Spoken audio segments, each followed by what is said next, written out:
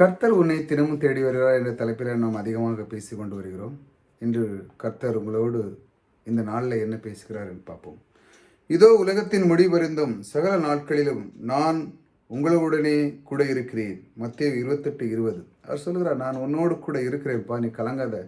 இந்த உலகம் முடிவறிந்த வரையும் நீ எதை பற்றியும் கவலைப்படாத. எந்த காரியத்தை நீ சென்றாலும், எந்த காரியத்தை நீ முன்னின்று நடத்தினாலும் அந்த காரியத்திலே நான் உன் கூட இருக்கிறேன். உலகம் முடிவறிந்தவரை நான் உன் கூட இருக்கிறேன். நீ எந்த காரியத்தில் எந்த காரியம் செய்ய நீ முன் வந்திருக்கிறையோ அந்த காரியம் நிச்சயமாக நடைபெறும். நீ முன்பாக போ.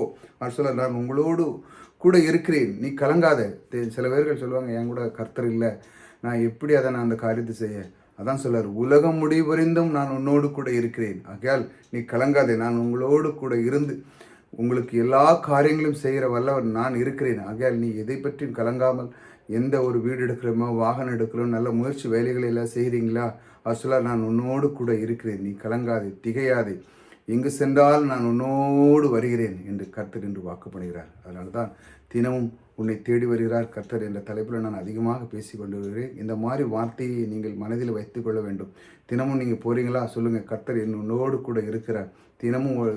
தினமும் என்னோடு வருகிற கர்த்தாதி கர்த்தர் இந்த வார்த்தையை கொண்டு வந்து எனக்கு இந்த இதயத்தை பலப்படுத்துகிற தேவன் என்னோடு கூட இருக்கிறார் என்று மனதார நீங்கள் நினைத்து இந்த வார்த்தைகளை ஒவ்வொரு நாளும் நீங்கள் சொல்லிக்கொண்டே போகும் பொழுது எங்கு சென்றாலும் உங்களுக்கு எல்லா காரியங்களும் நன்மையாகி முடியும். கர்த்தர் உங்களோடு கூட இருக்கிறார்.